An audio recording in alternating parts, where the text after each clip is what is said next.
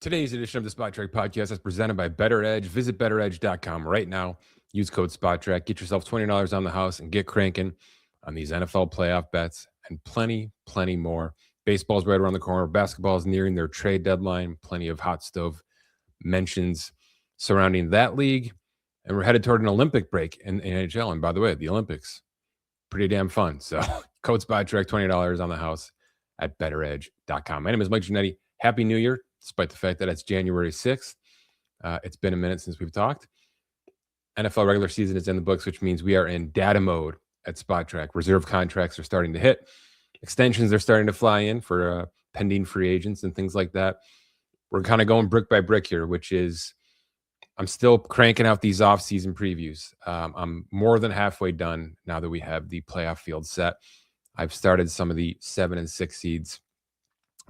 Those will be live probably at the end of today, maybe when you're listening to this. I did take some time, which is what you're going to talk about in just a few minutes, to dive into the quarterback specifically, because it feels like a revolving door, but every time by week 18, half the league's in flux. And that's not different this year. It feels like there's a lot more talent, especially young-wise, in the league. And I think for the most part there are, but we had those second-year regressions. We had some teams sort of flake out around some of their younger quarterbacks. So we don't have the stability maybe we thought we were going to have to start the year. We did have some players move up, which forced me to create some buckets and some tiers. Dan Soemann is going to join me. We're going to talk about all the different segments I put together for this quarterback piece. And we're also going to start with Black Monday, plenty of coaches out the door, maybe a few more still to come. The teams that have vacancies, let's talk about them. Let's talk about their pros and their cons, maybe rank the best jobs available sort of based on the roster itself, not so much, the anticities that some of these other networks will be discussing this morning. But from a construction standpoint, from a contention standpoint, what should these coaches be looking for when they're picking one of these vacancies and et cetera? Baseball-wise, it's quiet. Bunch of minor league deals. We did have some a nice contract extension. I think it was Christmas Day. Tyler Soderstrom with the Athletics. Look, the A's are feeling themselves, and they should be. There's some young talent there. They did not so great in free agency last year, but they are relevant. They're moving up the board brick by brick, and we'll see if they can maybe make a splash or two here in the meat and potatoes version of the free agency, which is where we're headed. Bellinger's coming. Kyler Tucker's coming. Framber Valdez is coming. Ranger Suarez is coming. We're going to have some clarity on some of these trades. It sounds like Miami's going to move a pitcher. I think Milwaukee still wants to move Freddie Peralta. We'll see what happens in Minnesota with a couple of their players that are on the block still. And, the Arenados and Brendan Donovans of the world still to come. So plenty of movement to happen in baseball, but it's quiet. So we're kind of going into data mode with that as well. I know Dan's been doing a lot of work on some of the arbitration stuff, some of the international signings, not just in the current iteration, but going backwards to kind of clean up some of our work and put together a better product for when those windows reopen, which will be launching here in the coming weeks. So once the big news starts to hit again, we will certainly get back into baseball mode. And look, we're about a month away from spring training, so time to get serious about some of these payrolls that we're projecting and things like that. So plenty of time to get there, but it's going to be a big NFL show, starting with the coaching searches, the vacancies, and then let's pay the bills with the quarterback discussion. That's next. All right, Dan, let's start with some of these coaching vacancies. Not so much the coaches and the potential candidates themselves, but more so the teams, the vacancies themselves. We can rank them, we can draft them, however you want to do this. But I just wonder your thoughts on some of these teams, Atlanta specifically. The Giants, I think, are up there. We'll see what happens in Green Bay and some of these teams in the fringe playoff mode. But Arizona has opened up, and of course some of the others like Tennessee and such. So where's your head with some of these vacancies, and maybe from a ranking standpoint, who's at the top of your list? Well, I think Atlanta is certainly an interesting spot. A lot of that has to do with the offensive capital that's been invested via the draft in recent years. From starting with Kyle Pitts, Bijan Robinson, Drake London, obviously the Michael Penix draft pick.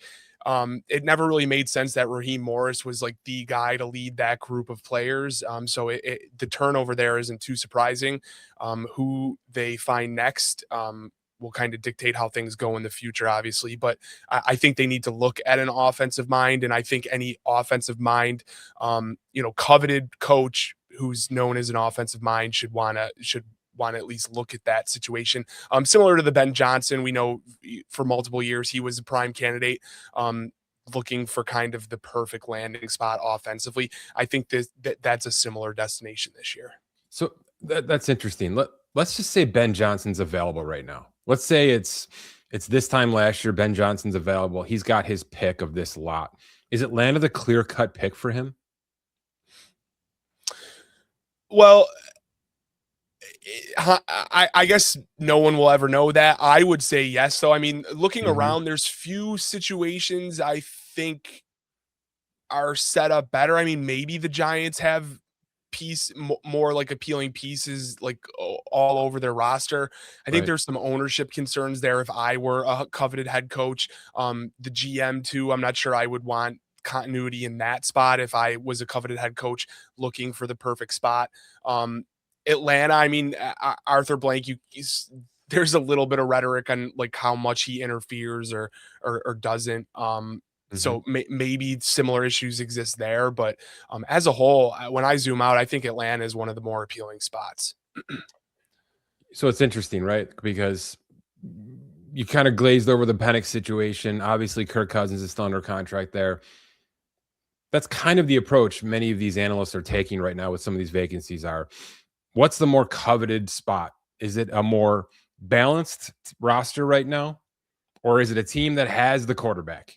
And from there, you just need to build the pieces around it.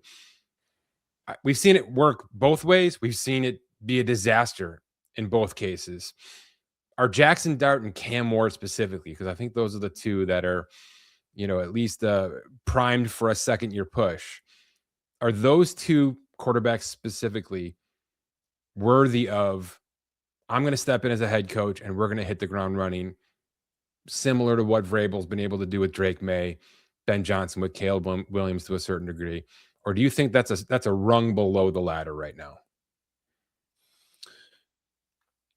I think those I think this is kind of like the Panther situation a Mm, few years ago before Dave Canales was brought in. High investment in a quarterback. You can't turn away from that quarterback after one season of like somewhat promising, right? I mean, Jackson Dart's been fine. Cam Wart's shown flashes. I mean, neither of them are perfect quarterbacks as it stands right now, but if you're looking at offensive minded head coaches, it's for that reason, right? To bring them in and kind of make your existing situation better with the pieces that you have rather than a full gut mm, job, which I mean, that going back to Atlanta, it's really interesting that they have so many pieces in place and clean house with the coach and the GM. So yeah. directionally, it's going to be real interesting to see What how they what does kind that of say bridge to those. you? What do you think that says out loud? That they felt the need to do both? Is it admission that the quarterback situation was a miss, or is it more than that? I think the whole I think they were on the hot seat as soon as they made the Michael Penix draft pick in hindsight of them committing so much money to Kirk Cousins. I mean, they made their own disaster there in a lot of ways, right? Mhm. It's been debated whether that was the right move. I mean, we came on shortly after saying like in the short term it's not great, but if Michael Penix is Could a work. franchise Sure. quarterback, then that's the move they should have done, right? But now who knows what Michael Penix is? Um, Kirk Cousins, entering the twilight of his career, as we all know. Um, the thing is, though, is all those other pieces there have hit. I mean, Bijan is one of the best offensive players in the league. Drake London, yeah. London is a top 12, let's just say, a wide receiver one kind of candidate. Kyle Pitts is what he is, but seemingly somebody who's probably going to be in the fold there for another year. Um, You think I the mean, franchise tag for him, Dan? Yeah, I'm leaning that way. I me mean, too. I would defer to you, in terms of like the money side of it, but Yeah. just like as a But the feeling, I don't defense really see really how took you a break. step. I mean, the defense really took a step in 2025 because of multiple first round picks hitting. I mean, that's a win for the GM who just got canned. I mean, to me, there's wins on his resume, but it screams you just made me spend $100 million on Kirk Cousins. That's what it screams to me, and that's a fact, by the way. They paid him 90. They owe him 10 more. I don't think anybody's taking that off their hands. So regardless of how you want to slice this up, and yeah, there have been major improvements, like you're noting. His decision forced $100 million from the owner to Kirk Cousins. It's just a fact. Yeah, for sure. And I mean, I guess the GM leaving at the same time as the coach makes me think that they think they're closer and don't want to squander this opportunity. I mean, they beat the brakes off the Bills. They Yeah. beat the Rams 2 weeks ago. Like, this is a team that has competed and beat legit Super Bowl contenders this year. So I think, the self-awareness to say, I'm not sure, like, as the owner, to say, I'm not sure I think their vision is as clear as they think their vision is, and to want to turn right now in a different direction is probably the right move. I'm going to give you two examples as to why this might be the smartest decision we've seen this offseason yet. We mentioned Vrabel and the Patriots. Vrabel does have basically front office control. Now, there's a lot of executives sort of, it's sort of like a boardroom GM situation, right? Where Vrabel's certainly active and there are some analysts and some smart people in that room with him, but he's got some clout with, who he picked this offseason. Certainly some of the defensive side of the ball, you can kind of see his Tennessee days carrying over a little bit here, and it worked for the most part. Jacksonville, they were able to swing big and bring Liam Cohen kind of in the last minute overnight from Tampa Bay. It was super cloudy, remember? Trent Baalke was still in the room at that point in time. He was one of the reasons Liam Cohen got that job. And a week later, they moved on from Baalke. And that's probably Liam Cohen saying, look, man, I can't be hamstrung. Okay. I've got 9 decisions to make right now. And by the way, he made them immediately. And I want to do this my way right now. I don't want to have to wait a year to purge the salary cap and all that BS. Trevor Lawrence is in his prime years right now. We're wasting time. And they fired Trent Baalke. And look where the hell they are. Okay. A lot of people think they've got legitimate Super Bowl aspirations right now over the next month. So I think those two examples specifically make Atlanta's move seem smart, because now they're not going to be pigeonholed into trying to hire a coach, but the GM thinks this way, but the GM did this, but I've got to deal with this line of thinking. It can all be done at the same time, or you can give somebody the keys to the whole situation, which I generally don't agree with. And I think you kind of lay in that world too a little bit. I like a little separation of power between what happens from a roster standpoint and how that roster is coached and managed. But if somebody wants to come in and be the next Sean Payton for this team, we've seen it work now within 1 year in 3 different franchises: Denver, New England, and now Jacksonville, at least on paper here through 2025. It may be the best approach, is just to say, we've got to do both. These two things are so now directly linked. The day-to-day transactions, the big transactions, and the product on the field are so linked. We're no longer thinking about the 4-year plan. These things have to happen for 1 year simultaneously. And I do think Atlanta has made the right move. Now they've got to back it up with the right hiring, and that's easier said than done. But I don't think anybody out there is arguing too much that this is the most explosive roster vacancy-wise that exists. You can tell me having Cam Ward, having Jackson Dart, maybe having Mendoza, with where the Raiders are headed, could be right there. It could be a 1B scenario because it's simply adding pieces around capable quarterbacks, something we're not sure Atlanta has. Penix struggled, and he's been oft injured now for the past 5 years. But I'd rather have a situation that looks a little bit more like Jacksonville, right? I've got a roster. I've got to make some Band-Aid updates, some improvements to that roster, maybe at the offensive line. But then I just simply have to coach up this quarterback properly and scheme this quarterback properly. and we should be off in the ground running in a division that could not be more winnable, right? I mean, you don't have to do much in year one to improve this Falcons situation. So to me, it's a slam dunk. It's that I have seen quite a bit of people pulling for the Tennessee Titans. Explain this to me if you can. What is the big draw with the Titans? Is it the fact that they're more of a blank slate and people that walk in the door like to have a little bit more wriggle room like that? Because I don't know. I don't see that big jump happening for Cam Ward. He'll progress, but he could also regress. You're a big second year regression guy. I don't think there's going to be some tape now on Cam Ward that's going to make him step back a little bit here, right?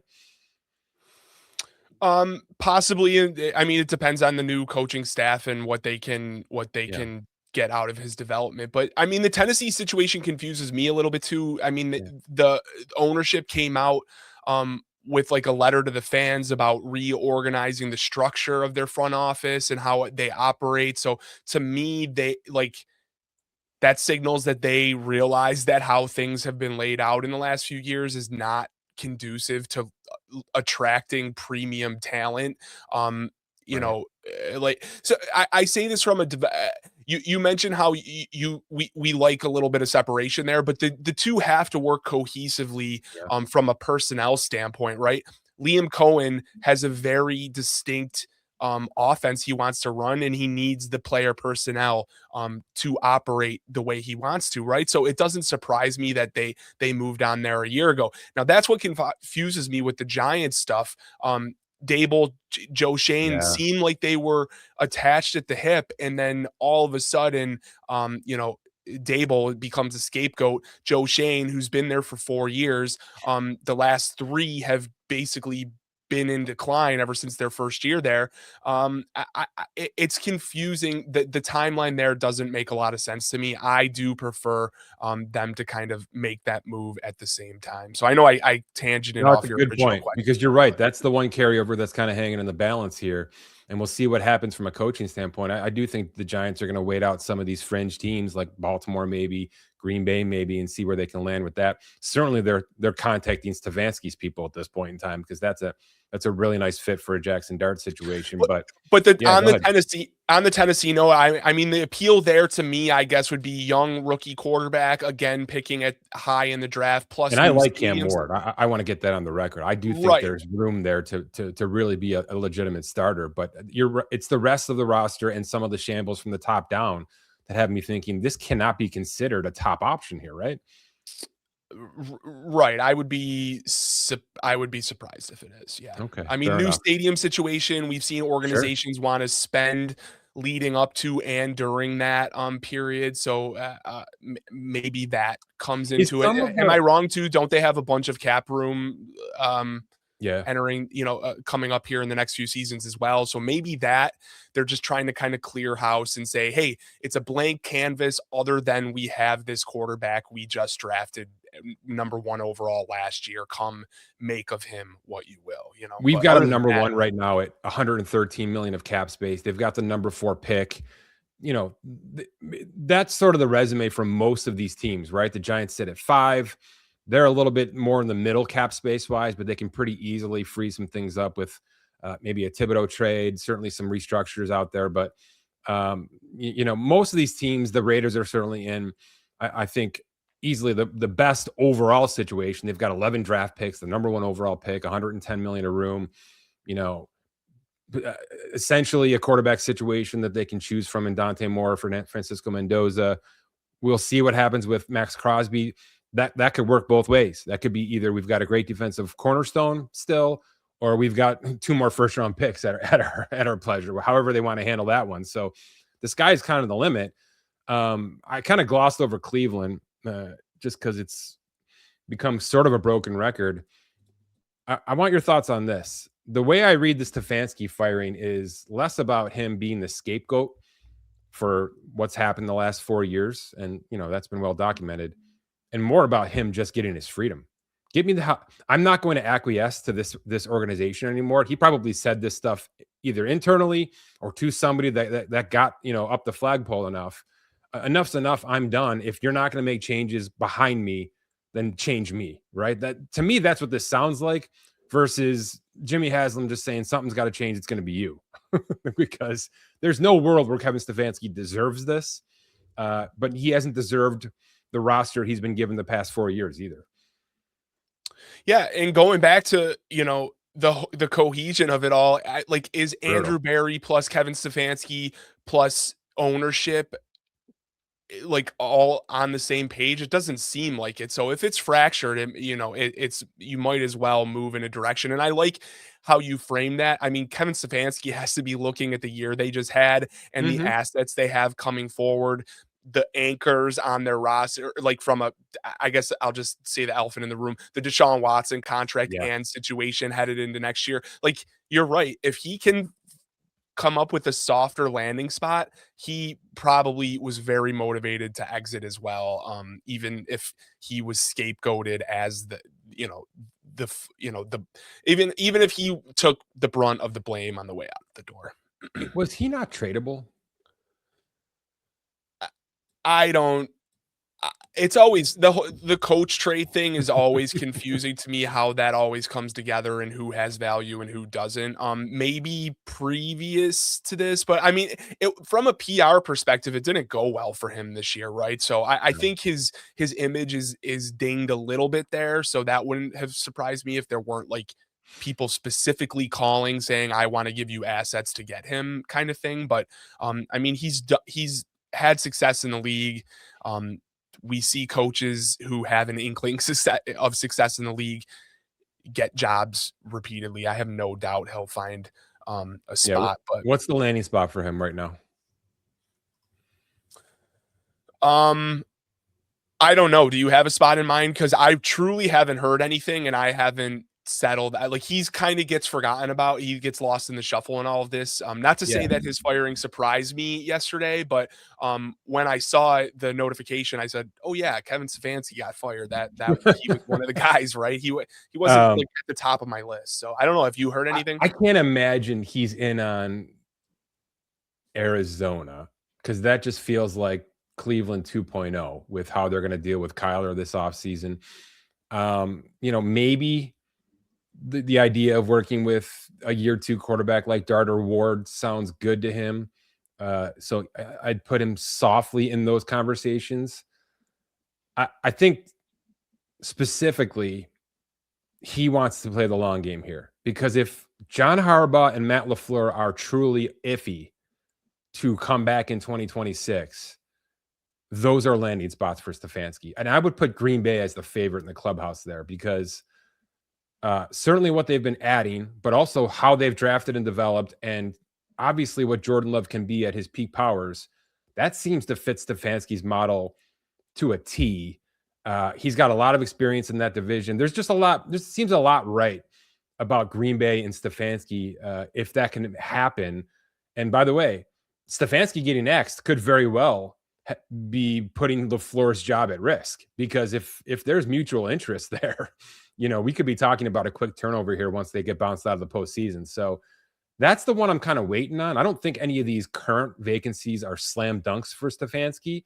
And by the way, I think he's in a position of power where he can sit out the year. He can become a consultant for a year and latch on with a quarterback that he wants to work with, make himself $500,000 to have some fun and wait out and be essentially the Ben Johnson in 2027, when there's a really good draft class. Like we say this every year, there's a better draft class. There's maybe better options. Who sees from there? But I don't think it's a lock that he takes a job this year. Let's put it that way. Yeah, I think that's actually a good path of Vrabel. Vrabel had tons of success in Tennessee. Everyone knew he would inevitably get another chance at a coaching position wherever he wanted. So I agree there. That's probably the most likely path, in my opinion, at this point. All right. I'm going to share my screen for those of you watching on YouTube. Thank you. Please hit that subscribe button. I've got a way too long quarterback guide that I spent most of yesterday on. And I couldn't stop thinking of elements I needed to add to this. I probably left out a few, but the genesis of this is basically the all-inclusive, all-encompassing guide to the notable quarterbacks, at least quarterbacks who will be in discussion this offseason one way or another. So we'll kind of go brick by brick here, Dan. You and I kind of worked out some of these tiers. it's a combination of contract versus confidence tiers. So, obviously for players on rookie contracts, there's not an issue, but many of the players on rookie contracts at the quarterback position are bounced around some of these tiers for one reason or another. Let's start at the top. I've got 8 teams in my set in stone tier, which is essentially there's nothing to touch this offseason. Okay. We don't need an extension. We don't need to talk about any kind of movement. There's no trade possibilities. It's just the contract is set in stone. Certainly many of these players will be salary converted for cap purposes, but that's about it. Everything else is pretty much good to go. Buffalo, Josh Allen just signed. San Francisco, Brock Purdy just signed. No need to touch any of that. The rookies I have here would be Drake May in New England and Caleb Williams in Chicago. We've mentioned both those names already. Neither of those players become eligible for an extension until after next season. So set it and forget it, right? Mahomes is the highest cash earning player in football right now, despite the fact that many people think he's the 15th highest average paid quarterback. He is, but they've renegotiated this thing. They sweetened the pot three times already. He's going to make $55 million cash to rehab himself back to full health in 2026. So no need to touch that if you're Patrick Mahomes. And then we get into the Herbert and the Dak Prescott and the Trevor Lawrence conversations, and it's just the middle of the guarantee structure for them. So, unless the Cowboys do something unbelievable with Dak Prescott's contract, there's nothing to talk about here. Any conversations to be had off any of these teams?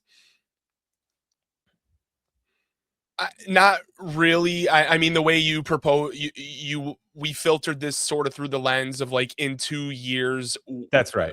Will this quarterback be on this team from a blend of talent plus contract perspective? I don't really see it. I mean, all these teams have either invested appropriately with money and or have high draft pick investments in these players that I doubt any of these guys will move in that period of time. So no, I think this is a nice tight list. Is there any world where Dak Prescott's in trade conversations this year? Well, I mean, because it's not an impossible move financially. Let me set that out there. Yeah, and the Jerry Jones factor, we know how this has went with Dak and other players in recent years. So maybe there's maybe Jerry Jones gets antsy and there is something. I mean, that might be the most likely spot in this tier of teams for something to happen. But I still think, I mean, he just won the passing record for Christ's sake. I mean, how do you move on from a guy like that when you have him there and you have anybody with a brain knows the offense wasn't the problem here. You know what I mean? They made their bed early on the year defensively. They tried to patch it together. They did successfully kind of get better throughout the year, certainly at the deadline. There's no need to move Dak Prescott right now. You want to have this conversation next February? I'm probably with you at that point in time. It's probably the right time from a contract standpoint as well. So I'm pretty comfortable with those 8 teams being in this set in stone tier. It got a little fuzzier, and I had to bring you in for some phone a friend conversations on this extremely confident tier, Dan. Look, I don't know where to put Baltimore right now. I just mentioned twice that I think the coach is on the hot seat through the next few weeks. Certainly, it was no way to end a season. By the way, this is 2 years in a row, no way to end a season for Baltimore. If you remember the Mark Andrews debacle in the postseason last year. So they've had their heartbreak. And this is probably the third version, 3.0 of Lamar Jackson sort of having a weird year, which is the only way I can frame it. I know he's injured. He's going to be oft injured, right? It's just the world that you're living in when you employ a running quarterback that is thinking big play pretty much 9 out of 10 times. He's thinking downfield all the time. That is going to get him hit. That is going to get him hurt. So I don't necessarily put this as a bad Lamar Jackson year. I just frame this as another weird Baltimore year. And, to me, it's just how many times can you watch Charlie Brown miss the football before you have to actually make a move? Is that move John Harbaugh? Is that move Lamar Jackson? Is it both? Is it none? Where do you land on this? Because for me, I can't drop Baltimore any lower than extremely confident until Lamar Jackson's not the quarterback. Yeah, I would agree with that. I mean, again, right back to the Dak conversation. If you're moving on from Lamar, you want to have a clear path to another quarterback Right. the way your team is currently constructed. Like the Ravens missed the playoffs, but are were two heartbreaking losses away from, at least, I mean, at a minimum, two heartbreaking losses away from easily being in there and being a contender if they did. Yeah. Entering the year, people thought that they had maybe one of if not the best roster, top to bottom in all of football. Hard to disagree with that. Lamar was pretty clearly injured, dealing with some sort of injury most of the year. So yeah, I have a hard time believing that his time in Baltimore is like nearing an end at any point here. I'm going to give you two teams. I'm going to give you two outs here for Lamar Jackson because I hate playing this game. I hate playing the hot stove game, but it is sort of the nature of what we do for a living here, right? With the transactions and the roster construction. There's actually two teams that can fill both ways, that can make this a two-way conversation. One is Atlanta, who we just discussed. You want to talk me into Lamar Jackson to Atlanta for Michael Penix and other picks. I think that satisfies both sides of this equation pretty well, which is you're getting, a top 10 drafted quarterback with red flags, of course, but who sort of fits that Lamar Jackson offense style, right? Likes to go downfield. They've got weapons that can get downfield right now, and they've got tight ends for release valves. That's sort of the Falcons' mantra, or it has been for the last couple of seasons.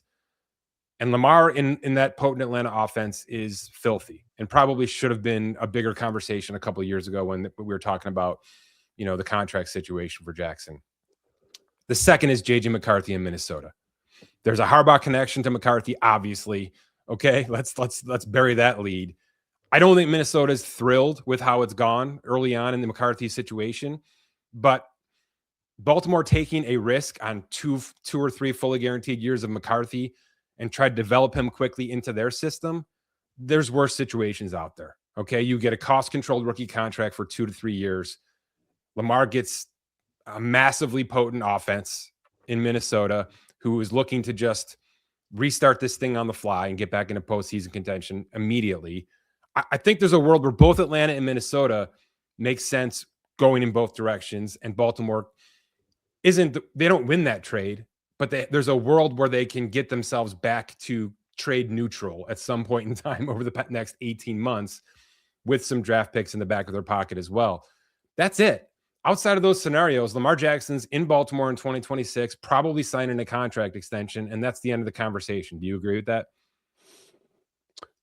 Well, I'll agree with you I'll agree because I know you have a better beat on this than me. Can I ask, is Miami totally out of this? Because I it know does that's been seem a hot one, but well, and it does that seems like mean they they're were. bringing back Tua? Well, I guess I would leave that to you from a money standpoint. I don't know how that would all align, I guess, but I mean, I say it from the perspective of, you're going to keep Mike McDaniel, which means that you think that the offense can improve or be better next year. But Yeah. obviously, it sounds like Tua is not going to be there, or they're going to make arrangements for him to not be the starter at the very least. So, I mostly bring it up because it seems like Miami was involved 2 years ago when, the holdout situation was with Lamar was happening. So, but I agree as a whole. I think those are the three spots that I keep hearing about. But if you tell me Miami's out of the running based on financials, I wouldn't argue with that. Otherwise, Atlanta, Minnesota totally seem. It's not supposed to matter, but can you imagine the Baltimore fans having to go through this Tyler Loop situation after having to deal with the Mark Andrews situation, and then March 11th, they wake up and find out that they're going to be trading Lamar Jackson for Tua and draft picks, and their 2026 quarterback is going to be Tua Tagovailoa. I can't imagine the franchise doing that. Not to mention, unless they're retaining a boatload, there's $57 million owed to Tua. I mean, this is not you're at least cleansing your palate. Now, it's basically a 1-year deal. Okay. It's 1 for 57 essentially, but you're talking, that's 3 times more than what we're projecting for McCarthy or Penix over the next 3 seasons. You know what I mean? Like, it's just way too much to chew for a situation where I think Lamar would be equally happy in either of those other two scenarios I just laid out. And he'd have to be. He'd have to agree to all of this, by the way. So Miami is probably a destination Lamar wants. I can't see it working at all for what Baltimore would be getting back in return. Okay, and to backtrack, I guess I'm not exclusively thinking that Tua would be involved in any Lamar swap. To me, I'm That's thinking fair. team brings in Lamar, or team brings, if it's Miami, they're bringing in Lamar and moving on from Tua separately. And Baltimore is not necessarily asking for Tua. They're looking at a different path, such as Malik Willis or Yeah. Mac Jones, some other like sort of established fringe quarterback that they think they can bring in So we'll and get take your similar draft return on. picks. Maybe we'll take Tyreek Hill off your plate as well, something like that. But it's not going to be Tua. You can talk me Right. into that conversation. Okay, because I mean, not to get into a whole entirely different conversation, but like, what is the viability of even trading Tua? Like, if Miami is not going to have him as their Yeah, starter next year, is he on their roster? Because I mean, the dead cap money, or how he's on does their that all? roster. Yeah, Okay, and for those of you watching on YouTube, I've scrolled down to where I broke down the Tua stuff. By the way, I did this with about 8 quarterbacks. So if you're worried about how to get where you're a quarterback this year, I've probably got a pretty comprehensive breakdown here. I've got a release, a post 6-1, an early trade, and the most likely option, which is just suck it up for 2026 and let this thing ride out and do what you have to do. Because this time next year, it's just so much cleaner to cut him. I just think he's a $57 million backup quarterback next year, Dan. I just think that's how the business of this has to work out. So, yeah, I don't know that we get to a point where any of these possibilities exist for Miami.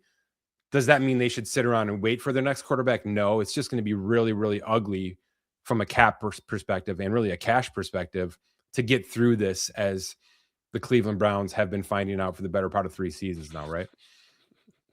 yeah, right. Good. That's what I was looking. That's a good Okay. breakdown there. Yep. All right. Let's move a little quickly here. There's no world where Joe Burrow leaves Cincinnati this year because Cincinnati doesn't give anybody early access out, at least not for some sort of Godfather situation. Everybody else on this list, I'm just comfortable with. I know there's some talk about Jalen Hurts maybe starting to work his way out of Philadelphia. To me, that's more talk than walk. We'll get there when we have to get there. And everybody else feels pretty good right now heading towards 2026, despite the fact that we've got a couple teams here that didn't make the postseason in Detroit, Cincinnati, and Baltimore. They've just got to get back on track and stay healthy versus having to completely restart this process from the ground up. So it's just a weird year. Let's get to 2026 if I'm those teams with the fairly confidence. All right. So again, it's starting to look good. Something's a little off. That's JJ McCarthy. That's Jackson Dart. I've got Baker Mayfield in Tampa Bay here just because, man, that really fell off quickly. And I know Baker got beat up, maybe more than, I mean, there might be 3 injuries to Baker right now that we're going to learn about over the next couple of days here. And, I think that's the nature of the size of Baker Mayfield and the recklessness with which he plays. But that's a pretty damn good offense when it's ticking. And, they're going to lose probably Mike Evans. They may have to move on from Godwin as well. Cade Otton's a free agent. Rashad White's a free agent. So there's some work to do to keep that band together a little bit here. But I entered 2025 saying Baker Mayfield deserved $55 million a year. And I'm not sure I'm there anymore. I'm not sure. I'm not positive that Baker isn't forced to play out this final year of his contract, get to basically a free agent situation, and have to restart this whole process over again because of how weird the second half of 2025 looked. Where are your thoughts with Tampa Bay, Dan? I think you summed it up pretty well. Like, I don't want to. Well, I say my priors on Baker, but it seems to constantly be shifting. Like the more recent priors entering the year, like you said, is we had a value around 55 mil. Yeah. I don't think he's like just a nothing now. Like everyone is No. assuming that this year he's just reverted back to the Cleveland version of Baker, who, oh by the way, was really good his first year and then hit injuries and struggled. So if he is just struggling again this year because of injuries, I think he deserves another chance. But I wouldn't blame the Bucks for wanting to bring in some competition to at least make sure they have coverage there in case he is not the potentially $55 million quarterback that we Well, thought he was. and I think we've had enough injuries with Baker to have that directly impact this next contract. It's just going to have to, whether it's the bottom line, whether it's the guarantee structure, whether it's the length of the contract, it's going to have to become a major factor, because when he's not 100%, he's just not physically capable of overcoming some of these injuries like a Ben Roethlisberger can do, like a Josh Allen can do, because of the size and stature of those kind of figures, right? So he's going to be limited. And by the way, it's the same reason Washington's on this list. Obviously, Jaden Daniels is transcendent, but there's going to be a version of him where 4 to 5 weeks a year, he's going to be compromised, whether that's he's out completely or he's going to be 85 to 80% of himself. And he's not going to be able to sit in the pocket and overcome that, necessarily speaking, unless the roster around him is just so good and so talented and so athletic that they can sort of account for that. So I have my reservations with Jaden Daniels moving forward now, because I'm not positive he's an 18-week player at any point in time over the course of his career. Let's talk Rams quickly. Man, this franchise is something else. All right. Every 18 months, we try to write him off. McVay tries to retire. Aaron Donald leaves. How the hell are they going to replace him? Stafford looked terrible in 2024. He's going to be the freaking MVP this year, with 48 touchdowns and 4,700 passing yards, and probably should have been the number 1 seed, but they took the gas pedal off and stopped caring about that 3 weeks ago. It just seems like whenever they want to, they can be great. And that's front office. That's certainly McVay. And Stafford deserves a lot of credit. He's got 1 for 40 left. Him and Baker Mayfield are attached at the hip here. Both have 1 for 40s left. The guarantees aren't there. I think a lot has to do with how this postseason goes, right? If he wins this thing, he's walking away. That just seems prudent. But if not, there's no guarantee that he comes back to this team, that he comes back to the NFL. And when that doesn't happen, is it Malik Willis? Is it Garoppolo getting re-signed? What is the next version of the Rams that makes us think that this thing's just going to keep going, despite the fact that Adams is under contract, Puka is going to get, a historic extension this offseason. They've hit on 3 defensive first-round picks over the past 3 years that have that side of the ball taken, and the O-line has been more than formidable, despite the fact that they've lost a couple of names over the past 2 seasons. I'm not going to count them out. That's why they're not in the it's complicated tier, because they could easily be there, not having a clue about Stafford. But I just trust whatever happens is going to work out in their favor. Yeah, that's pretty simply put the confidence that we should all have. I mean, this is the spot where Baker proved he was a quarterback, right? 1 game on 12 hours with Sean McVay, and he essentially resurrected his career, right? I should also say they have 2 first-round picks, one of which is Atlanta's, which means if they decide that one of these guys this year, not named Mendoza, who probably is untouchable right now, if they decide one of these guys is their heir apparent, they're going to do it. They're going to give up their entire draft to get their next quarterback so they can keep this thing rolling, right? Right.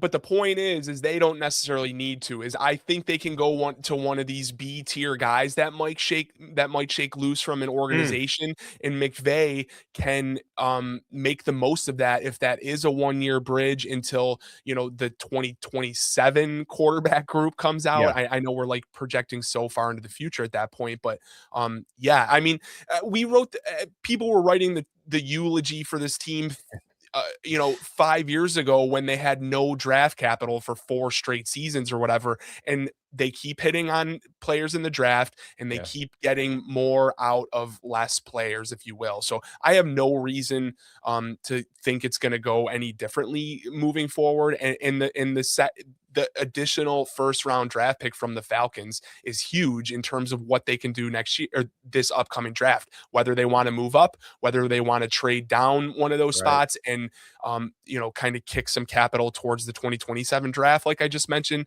I don't really want to pick apart this team. I know a lot is going to revolve around if Stafford is back, but even if he's not, I don't think it's going to like fall off a cliff or anything like that. Matt Stafford in a vacuum right now.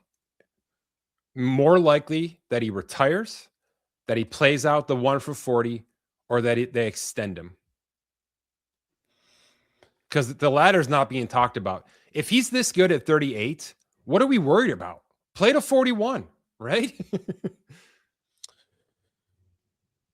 Agreed, but I mean, coming into this year, the thought was like one shot to his back and he might be calling it a Yep. career, right? So like I don't think that all of a sudden goes away to the point where I think he's either retiring or just saying like making a declaration that next year is his Mm. final year or something along those lines rather than all of a sudden thinking that he's been rejuvenated and can, play another 3 or 4 seasons. I would be personally surprised if that's the outcome. But I don't think it's out of the question that all sides should just, if they don't win a championships this year, that Yeah. all sides should just say, hey, that worked well. Let's run it back next year, plus what we can access in the draft, right? Okay. A couple of unknowns we'll get out. There's a tier called It's Complicated. You can guess who those teams are if you're just listening. I'll give them to you anyway. It's Arizona with Kyler Murray. It's Atlanta because Kirk Cousins is still under contract with $10 million guaranteed. It's Cleveland with Watson. It's Vegas because $18.5 million is guaranteed to Geno Smith, despite the fact that everything else about that roster is loaded from a capital standpoint this offseason. And it's Miami with Tua. And if you're worried about how any of those contracts look, hit up this 2026 guide, scroll down to the bottom. I go player by player, scenario by scenario to kind of help you understand the financial ramifications, the likelihood. I kind of give I kind of call my shot on all of these players to tell you which is probably the most likely outcome for 2026. And you can certainly hopefully get a little bit of information you're looking for there. Quickly on some of these unknowns, Indianapolis. Seems like Jones coming back in some capacity makes the most sense. I mean, it doesn't even seem that is the most likely scenario. They have hit lightning in a bottle with his style of play and Shane Steichen's scheme. Obviously, the injury puts a wrench in that, and I'm not even sure he's going to be ready for week 1. But it just seems likely that there's some sort of resolution here, right? Is it an extension versus a franchise tag for you, though, Dan? I'm going to lean yes, just because there's got to be so much uncertainty here with the Yeah. injury and how he's going to rebound / the timeline of when he makes it back. So, yeah, I mean, I don't know if he's worth an outright franchise, but I would, again, defer to you on the money. I don't want this team to be hamstrung by a $47 million franchise tag. I mean, that's a cap hit they shouldn't be handling in March when they showed so many positive signs forward. It seems like Steichen sort of understands now exactly what kind of pieces he needs. Alec Pierce, one of the bigger free agents, about to hit the open market unless they extend him. So they've got some situations to figure out, some offensive line pieces to rebuild. The Buckner neck injury scares me. So there's some defensive line issues as well. So it's not an easy offseason. And you can certainly manage that a lot better if Jones is on a cap controlled extension than on a massive $47 million cap at the franchise tag. So I'm leaning extension with you. But I think I framed it at some point in time that they may be treating this like a starting pitcher in baseball, where we'll kind of lean into 2026 financially. And then as long as everything looks great, you can unlock massive paydays in 2027. But that could also just be, we're giving you a 1-year deal. We're giving you a 1-year contract in 2026 with incentives. It's going to be double what you just made in 2025 because you hit everything and then some for 8 weeks. But, we're not going to kill ourselves down the road because who knows if this Achilles isn't going to pop again, something unfortunately we've seen happen in sports more and more over the past few years. So it's a fascinating one, but I'm just not going to walk away from the notion that Daniel Jones shouldn't return. And then we just have no clue with the Jets. I assume that they're taking something at the number 2 pick, but they could also trade back, load up the offensive and defensive lines even more and sort of do this thing properly. I don't think Aaron Glenn's got a really long leash. Let's put it that way. I think there's a world where conversations are happening right now about him because he's certainly not checking every box. Let's put it that way. But I'm just assuming that they're looking at the draft and nothing more because they're going to be paying Justin Fields $10 million to walk away in the next couple of weeks. And that's probably a bad enough start to the offseason. Why dig the hole any deeper? And then I'll push to you on Pittsburgh. What are your thoughts on the Pittsburgh situation heading into 2026? Pittsburgh is a total wild card to me. They have been every year for like a decade. I know. And that's the thing. I would not blame them for just kind of continuing the path they've went down, right? Like whether that's a Mac Jones spot. I know I keep using the same retread quarterbacks, but some of these teams are in position to just find the lowest risk in terms of like, we don't want to give somebody a long-term massive contract. Just find a low, figure it out year to year. We've seen teams have success doing this. And that might be their path again, depending on how I mean, it sounds like the Rodgers stuff. This is it, right? I mean, especially since he almost announced it on Sunday Night Football. If you watched the post-game interview, Melissa Stark almost got him to say something. That was it. Is she put him on the spot, and you could see him kind of step welling back. up. Jesus. Yeah. So, can I throw one at you? I haven't said this one yet. Rodgers made about 11 million this year, I think, around 11 million, which is a little less than I thought he was going to go for, with the Minnesota situation sort of hanging on the balance as well. Are we positive that Kirk Cousins couldn't just step in on that exact contract? He's owed 10 million from the Falcons. There's offset language. Generally speaking, that means he's getting a minimum contract somewhere else. Couldn't Cousins just step in and be Aaron Rodgers for 2026 for the Pittsburgh Steelers? Yeah, he could. And Arthur Smith connection, from last year. I don't think that's the worst. I don't think that's the worst thing. I do want to throw it out there. I don't totally 100% feel that Rodgers is going to retire. I think it's going that way, but I do think his time in Pittsburgh has went so well. Like, they as an organization understand whether that's the ownership or just Mike Tomlin, like there's this mutual respect as veterans. Like, he doesn't have to show up for training camp, etc. Like, it seems like things have went well there, that both sides might just say like, we've seen him still be able to operate, right? He's just such a heady quarterback. It doesn't matter that some of the raw skills have deteriorated at this point of his career. So I do think there's an outside chance he could just both sides just say, let's run it back. But otherwise, a guy like Kirk Cousins makes total sense. Yes. Okay. I will say this. I know you're probably half in the bag at that point, but when Isaiah Likely caught that pass that put Baltimore in field goal position, the 44-yard field goal position, they panned to Rodgers quickly after Likely caught that ball. And the only thing I said out loud to myself was, that is the face of somebody who cannot believe this is how his effing career is about to end. Yes. Like, that's exactly what it looked like. Like, the eye roll was there. You saw his face just dive into his stomach. Like, I cannot believe that catch from that player is going to be how this freaking thing ends. And obviously it didn't, but it sure seems like he's about to walk away from this thing. And I just think Cousins is 38-year-old Cousins seems to be 41-year-old Aaron Rodgers. It just feels that way. And there's connection with this scheme and blah, blah, blah. But who knows? Pittsburgh has never done what we projected them to do. Never. So we'll see if it goes that way in 2026. We've mentioned him a couple of times, and I know you're riding the train a little bit. Is Malik Willis really going to be a starting quarterback in 2026, Dan? I've got him on 10.5. I've got him on the same contract as Kirk Cousins right now, $10.5 million. I mean, it certainly seems like the rumblings are. I mean, again, we've seen quarterbacks and other positions get an opportunity, capitalize on that opportunity, and it turns into an opportunity elsewhere. I think that's the case here. When he has played, he's shown enough, in my opinion, that somebody will want to bring him in next year. Now, I'm not saying he's going to get some massive guarantee by any means. It's going to be one of these prove it deals where it's like a 1 or 2 year guarantee with a restructure on the other side if he capitalizes on that.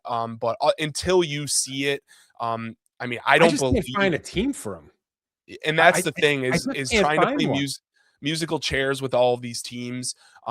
Maybe that's a situation that's, maybe the destination hasn't popped his head out quite yet because of like a surprise release or an impending injury in the offseason, something like that. But I mean, the only two, Dan, I could see Miami wanting to bring in everybody humanly possible.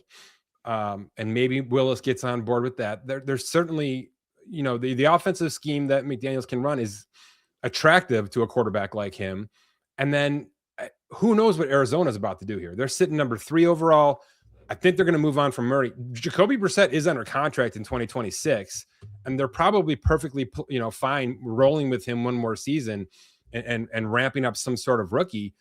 I just can't find a Malik Willis spot unless the Jets do that to their fan base again, or if Pittsburgh runs out of options and they need to push to Willis as sort of a Daniel Jones. Let's see what we can do here. Other than that, I just don't have a spot for him unless you're like you said, something gigantic happens here, or knock on wood, unfortunately, some kind of postseason injury puts one of these really good teams in a really tough spot next year. But I'm just not there. I don't have an Indy, or where Minnesota was last year, where you had a couple of teams that had some talent that were looking for just a drop in the bucket player. And I'm not sure that exists this year, but there's time. There's still time. Yeah, and maybe it is one of these teams we've already talked about at length.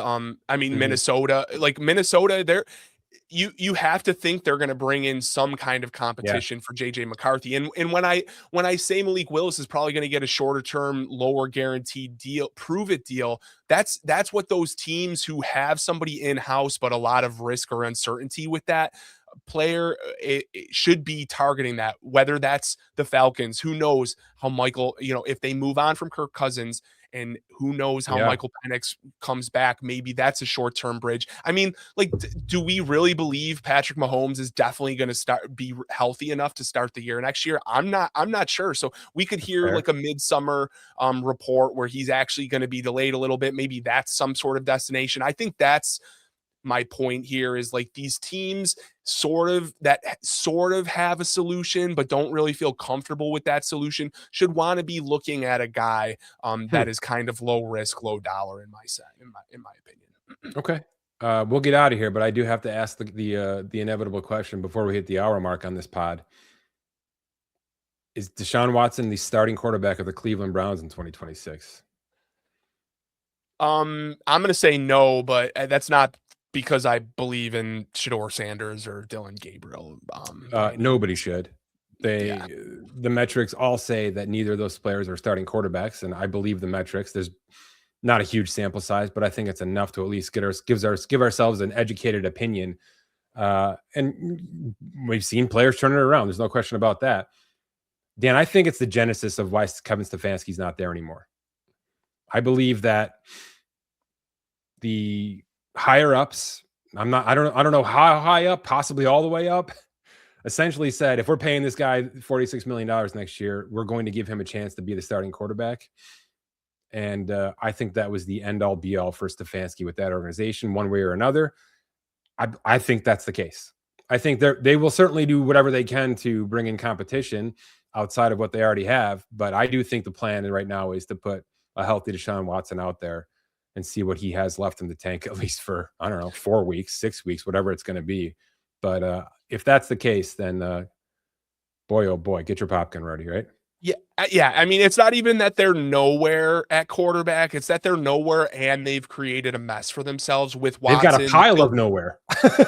Right. And even just last year in the draft, drafting 2 quarterbacks that ended up turning into nothing. I mean, outside of that, they hit on every other draft pick in that class outside. They look great. They can run, they can catch. They look great. Right. And there was clearly internal angst and friction about Dylan Gabriel versus Shedeur. Like, you don't just draft both of those guys if everybody, if all of the decision makers are on the same page. What I'm hinting at is Jimmy Haslam got involved in that somewhere along the line. So I agree with you. Stefanski probably looked at that situation and said, I can't fix this, and wanted to move on. So here's the only other thing you need to know about Cleveland, because I've done way too much work on most of these teams already.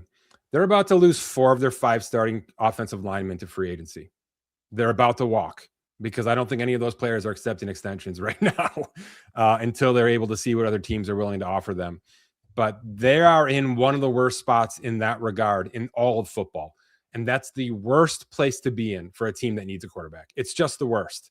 So they shouldn't do anything drastic this offseason with that quarterback position, because they are not prepared for it. They have got a hell of a lot of capital to spend, draft and free agency wise, on rebuilding or retaining that offensive line and getting themselves prepared for whatever the next iteration of Cleveland Browns football looks like.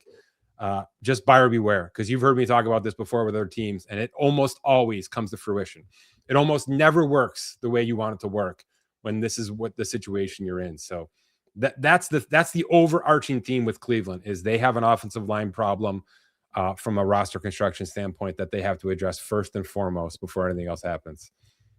What did I miss? Did we do enough hot stove stuff? Bryce Young, CJ Stroud. Either one or both get extended this offseason, or none. I don't think Stroud has really shown. I mean, I know he had an incredible rookie year. There's been injury concerns since then. I think they shouldn't rush on that. Let me just put it that way. I'm not saying he's not a great quarterback or anything like that. I think they can afford to wait on that. Bryce Young, I hate to act like we haven't seen enough of a sample size, but I think the playoffs will determine a little bit here, right? Like maybe for both. Fair. But I think I don't. Yeah, I think both get the fifth year exercised. That's a slam dunk for me in both cases. Now, Bryce Young has done enough for that. All right. His is going to be around 27. CJ Stroud's going to be higher. He hit the 40 mark because he made a Pro Bowl. So, and I'm sorry, that's how it works, but it's how it works. I think both get exercised, which locks them in for 2 years here, 26 and 27. I agree with you. Obviously, Stroud is closer to that extension, and maybe Houston just bites the bullet to get him under contract at age 25. But I think both should wait for one more full season before they really contemplate that that $200 million guarantee, which is where it's heading for these rookie extensions. So that's the key. I'm glad that both are in the conversation, though, because that was becoming a really ugly draft class situation as a whole. Yeah, I agree. We have hit the point in these quarterback contract extensions that like you got to give pause to these guys unless they've really proven it before you break off the Tua deal, right?